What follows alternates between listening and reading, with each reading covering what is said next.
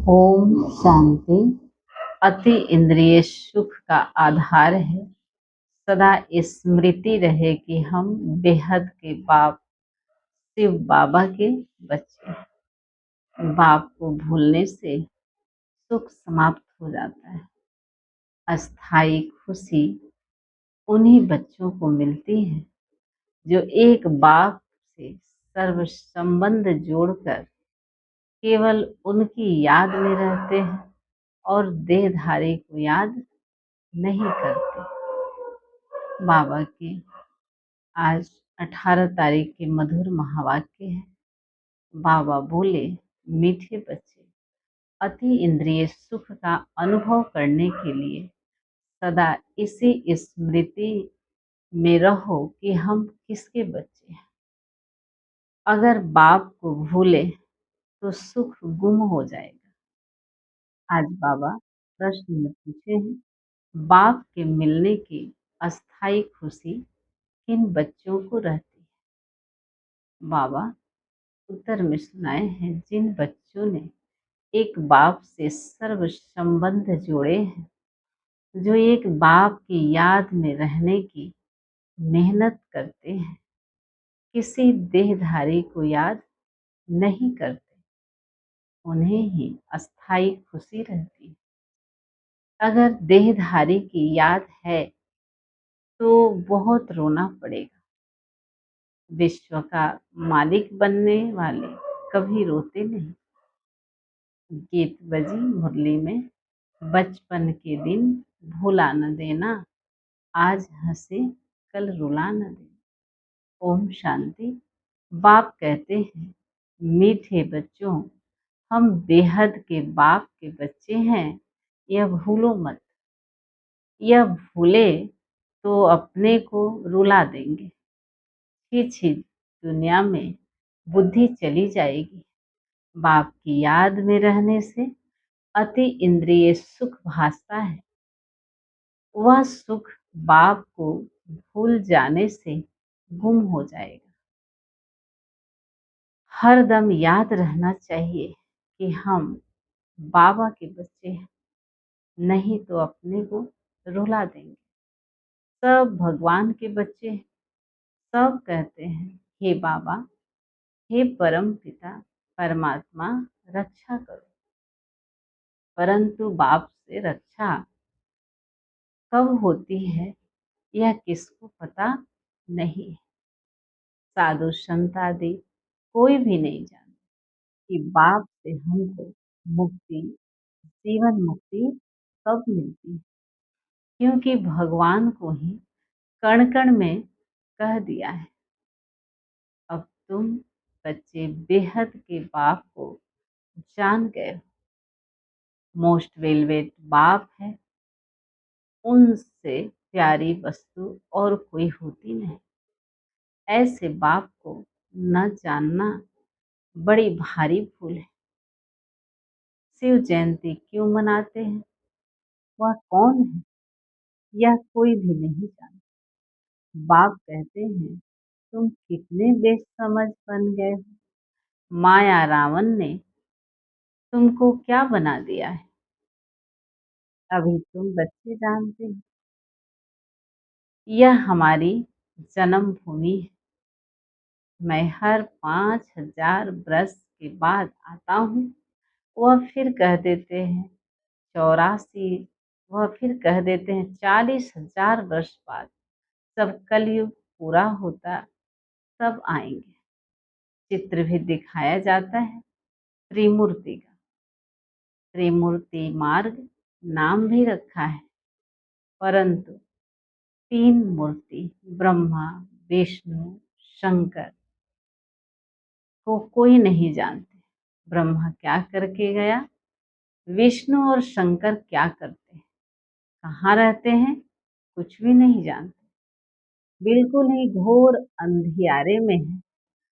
बाप है रचयिता। उनकी यह कितनी बड़ी रचना है, कितना बेहद का नाटक है। इसमें बेहद के मनुष्य रहते हैं।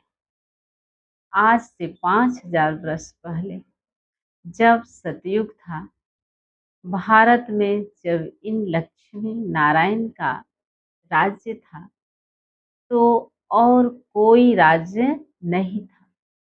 भगवती श्री लक्ष्मी भगवान श्री नारायण को कहा जाता है। राम सीता को भी भगवान भगवती सीता कहते हैं। अब यह भगवान नारायण भगवती लक्ष्मी कहाँ से आए? राज्य करके गए हैं, परंतु उनकी जीवन कहानी तो एक भी नहीं जानते, सिर्फ गाते रहते हैं, हे भगवान दुख हरता सुख करता, परंतु यह किसकी बुद्धि में नहीं आता है। वह दुख हरता सुख करता कैसे है? कौन सा सुख सबको दिया है? कब सबका दुख हरा है? कुछ भी नहीं जानते। बाबा कहते हैं, तुम बच्चे अभी यहाँ राजयोग सीख रहे हो। भगवती लक्ष्मी भगवान नारायण बनने के लिए, जानते हैं भगवती सीता भगवान राम भी बनने का है। 8 जन्म सतयुग में पूरे करके फिर राम सीता के राज्य में आने वाले हैं। 21 जन्म के लिए बेहद की राजाई तुम यहाँ स्थापन कर रहे हो। तुम भगवती भगवान स्वर्ग के मालिक बन रहे हो। स्वर्ग कोई आसमान में नहीं है, यह भी किसको पता नहीं है। बिल्कुल ही तुच्छ बुद्धि बाबा कहते हैं है, कहते हैं फलाना स्वर्ग पधारा, परंतु समझते कुछ भी नहीं। अच्छा, क्या क्रिश्चियन बौद्धि सब हेवन में जाएंगे? वह बाद में आकर अपना धर्म स्थापन करते हैं, तो फिर वह स्वर्ग में कैसे आ सकते हैं? स्वर्ग किसको कहा जाता है, यह भी उनको पता नहीं है। सन्यासी लोग कहते हैं ज्योति ज्योत में समाया। कोई फिर कहते हैं निर्वाण धाम गया। निर्वाण धाम भी तो लोक है। बाबा कहते हैं निर्वाण धाम भी तो लोक है ना, वह तो निवास स्थान है। ज्योति ज्योत में लीन होने की बात नहीं। ज्योति में मिल जाए तो फिर तो आत्मा ही खत्म हो जाए, खेल ही खत्म हो जाता है। बाबा बोले इस ड्रामा से कोई भी आत्मा छूट नहीं सकती, कोई भी मोक्ष को पा नहीं सकते। गीत का अर्थ भी कोई समझते नहीं, न जीवन मुक्ति का अर्थ समझते हैं, न आत्मा परमात्मा का अर्थ समझते हैं। बाबा समझा रहे हैं। बाप कहते हैं तुम्हारी शकल तो मनुष्यों की है, जो इन देवताओं की भी थी। सतयुग में देवताएं थे, उन्हों का 2500 वर्ष राज्य चला, बाकी 2500 वर्ष की बात है। बाबा कहते हैं जिसमें और सब धर्म आते हैं। 5000 वर्ष के बदले मनुष्य कह देते लाखों वर्ष। कल्प वृक्ष की आयु है, परंतु तुम्हारी बुद्धि, बाबा कहते हैं परंतु बात समझने के लिए भी नहीं आएंगे। हाँ, आएंगे भी वही जिन्होंने कल पहले आकर समझा होगा। पहले तो बाबा कहते हैं समझना है। एक एक हद का सन्यास, एक है हद का सन्यास। जो सन्यासी लोग बाबा कहते हैं घर बार छोड़ जाए जंगल में रहते हैं, पहले पहले वह शतो प्रधान थे, फिर जब तमो प्रधान बने हैं तो जंगलों में लौट कर आए, बड़े बड़े महल बनाए हैं। इन सन्यासियों ने भी पवित्रता के आधार पर भारत को जरूर थमाया जरूर है, भारत की सेवा की है। यह सन्यास धर्म नहीं होता तो भारत एकदम विकारों में जल मरता। पवित्र बाबा कहते हैं पतित बन जाता, यह भी ड्रामा बना हुआ है। उन्हों के पहले पवित्रता की ताकत थी जिससे भारत को थमाया गया। इन देवताओं को जब राज्य था तो भारत कितना साहूकार था। इन्हों के कितने बड़े बड़े हीरे जवाहरों के महल थे, वह सब कहाँ गए? सब नीचे चले गए। लंका और द्वारिका के लिए कहते हैं समुद्र के नीचे चली गई, अभी तो है नहीं। सोने के महल आदि सब थे, बाबा कहते हैं सोने के महल आदि सब थे। जब मंदिरों आदि में हीरे जवाहरात लगा सकते हैं तो वहां क्या नहीं होगा। कितनी तुम बच्चों को खुशी होनी चाहिए।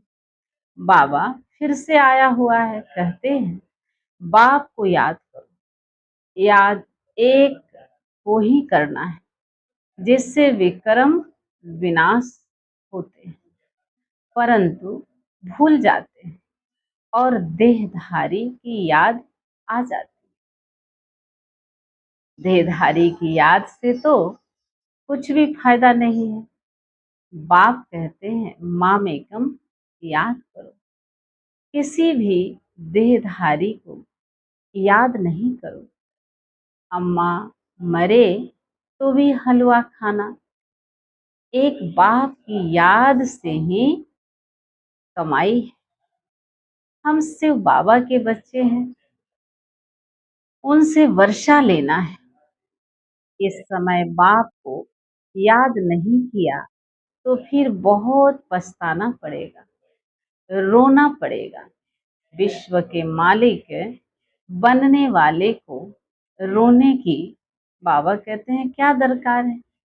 तुम बाप को भूलते हो तब ही माया थप्पड़ लगाती है। इसलिए बाबा बार बार समझाते हैं कि बाप को और वर्षे को याद करो।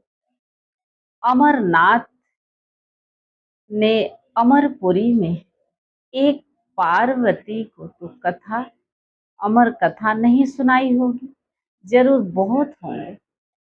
जो भी मनुष्य मात्र हैं सबको बाप समझाते हैं कि अब पतित मत बनो, यह अंतिम जन्म पवित्र बनो। वहां स्वर्ग में कोई विकार नहीं होते। अगर वहां भी विकार होता, बाबा कह रहे हैं फिर स्वर्ग और नरक में फर्क ही क्या हुआ। देवी देवताओं की महिमा गाते हैं। सर्वगुण संपन्न 16 कला संपूर्ण है भगवान। बाबा कहते हैं आकर भगवान भगवती ही बनाएंगे, सिवाय भगवान के कोई बना न सके। भगवान तो एक ही है, गाया भी जाता है। भगवान भगवती की राजधानी, यथा राजा रानी तथा प्रजा भी वही होगी, परंतु भगवान भगवती कहा नहीं जाता। इसलिए कहा जाता है आदि सनातन देवी देवता धर्म। यह किसको पता नहीं है। इनकी यानी ब्रह्मा की आत्मा को भी बाप समझाते हैं। एक बाप की, एक दादा की, दो आत्माएं हैं ना। एक आत्मा 84 जन्म लेती है, दूसरी आत्मा पुनर्जन्म रहित। बाप कभी पुनर्जन्म नहीं लेते, एक ही बार आकर सारे विश्व को पवित्र बनाने के लिए हमको राजयोग सिखलाते हैं।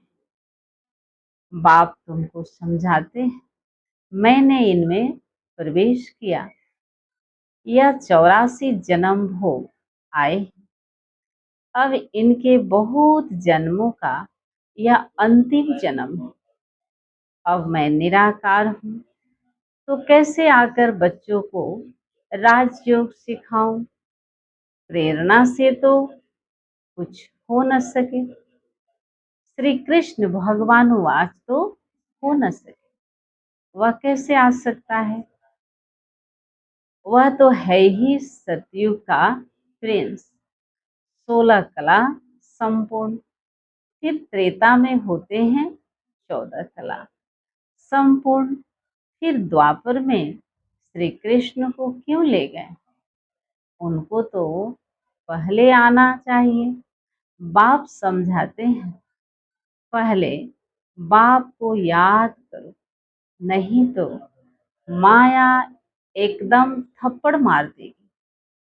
छुई मुई का एक झाड़ होता है, बाबा कह रहे हैं हाथ लगाओ तो मुरझा जाए। तुम्हारा भी ऐसा ही है, तुम्हारा भी ऐसा ही हाल होता है। बाप को याद नहीं किया और खलास, गीत भी सुना, बचपन के दिन भुला न देना। बाप को भूले तो कहाँ न कहाँ चोट लग जाएगी। बाप कहते हैं तुम हमारे बच्चे हो ना, यह शरीर तो विष से पैदा हुआ है, वह इनके लौकिक माँ बाप है, यह तो है पारलौकिक बाप, और इनको फिर अलौकिक बाप कहा जाता है। यह हद का था, फिर बेहद का बन गया। अभी देखो, यह लौकिक बच्ची अर्थात बाबा बोले निर्मल शांता बैठी है। यह लौकिक भी है, अलौकिक भी है, पारलौकिक भी है। बाकी शिव बाबा के तो भाई बहन है नहीं, न लौकिक न अलौकिक न प्रालौकिक। कितना फर्क है। एक बाप का बनना मासी का घर नहीं है, ऐसे बाप से संबंध जोड़ना है, टाइम लगता है। शिव बाबा की याद में रहना बड़ी मेहनत। कई 50 वर्ष से रहने वाले भी सारा दिन शिव बाबा को याद नहीं करते, ऐसे भी हैं। और सबको भूल एक बाप को याद करना है, बहुत बहुत मेहनत है। कोई 1% याद करते हैं, कोई 2%, कोई 1/2% भी मुश्किल याद करते। यह बड़ी भारी मंजिल है। तो बाप समझाते हैं बचपन को नहीं भूलना। बाप से स्वर्ग का वर्षा मिलता है।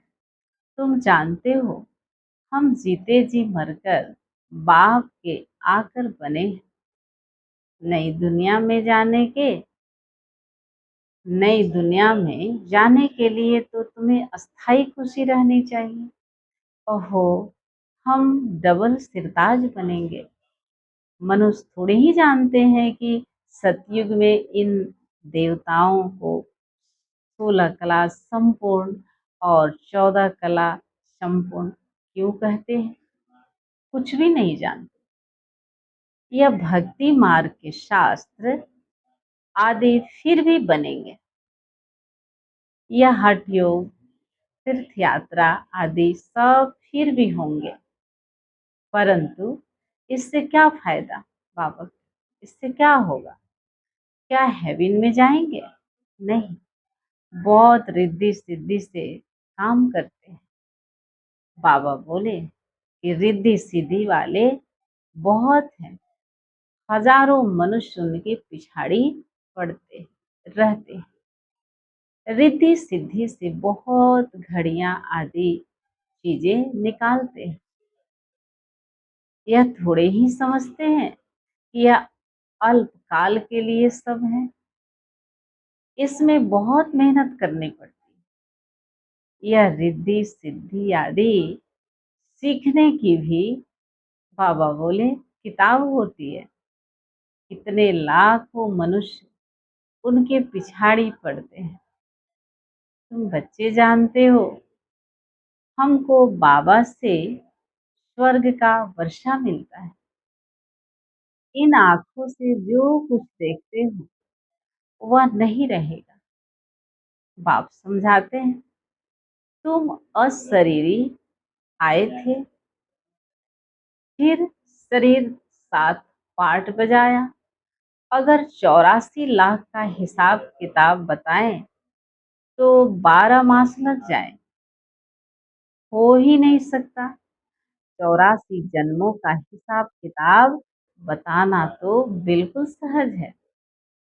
तुम 84 का चक्र लगाते रहते। बाबा कहते हैं, तुम 84 का चक्र लगाते रहते हो। सूर्यवंशी घराना पूरा हुआ, फिर चंद्रवंशी बने। अभी तुम जानते हो, हम हैं ब्राह्मण वंशी, फिर देवता वंशी बनना है। इसलिए हम पढ़ाई पढ़ रहे हैं। फिर सीढ़ी नीचे उतरते उतरते वैश्य शूद्रवंशी बनेंगे। अभी अपने 84 जन्मों की स्मृति आई है। यह चक्र भी याद करना पड़े। बाप को याद करने से एवर हेल्दी एवर वेल्दी बनेंगे। पाप कट जाएंगे। चक्र को जानने से चक्रवर्ती बन जाएंगे। तुम जानते हो, यह पुरानी दुनिया कब्रिस्तान बननी है। कुछ भी नहीं रहेगा, खत्म हो जाएगा। राम गयो, रावण गयो। राम का कितना छोटा परिवार होगा सतयुग में। अभी रावण का कितना बड़ा परिवार है। बच्चे जानते हैं कि यह राजधानी स्थापन हो रही है। हर बात में पुरुषार्थ फर्स्ट है। बाप पुरुषार्थ कराते हैं। बच्चे मुझे याद करो, जिस बाप से अथाह स्वर्ग की बादशाही मिलती है, क्या उनको याद नहीं करेंगे? बाप स्मृति दिलाते हैं कि तुम स्वर्ग के मालिक थे, अब फिर से पुरुषार्थ कर स्वर्ग के मालिक बनो। अच्छा, मीठे मीठे सिकी लधे बच्चों प्रति माता पिता बाप दादा का याद प्यार और गुड मॉर्निंग। रूहानी बाप की रूहानी बच्चों को नमस्ते। हम रूहानी बच्चों की रूहानी माता पिता बाप दादा को याद प्यार और गुड मॉर्निंग। नमस्ते नमस्ते नमस्ते। शुक्रिया बाबा, शुक्रिया। धारणा के लिए मुख्य सार। पहली पॉइंट, कभी भी किसी बात में छुई मुई नहीं बनना है। ईश्वरीय बचपन को भूल मुरझाना नहीं। इन आंखों से जो कुछ दिखाई देता है उसे देखते भी नहीं देखना है। बाबा दूसरी पॉइंट सुनाए, एक बाप की याद में ही कमाई है। इसलिए देहधारियों को याद कर रोना नहीं, बाप और वर्षे को याद कर विश्व की बादशाही लेनी है। बाबा आज वरदान दिए हैं, श्रेष्ठ मत के आधार पर मायावी संग दोष से परे रहने वाले शक्ति स्वरूप भव। बच्चों की एक कंप्लेन रहती है कि संबंधी नहीं सुनते, संग अच्छा नहीं है। इस कारण शक्तिशाली नहीं बन सकते, लेकिन श्रेष्ठ मत के आधार पर ज्ञान स्वरूप शक्ति स्वरूप के वरदानी बन अपनी स्थिति को अचल बनाओ।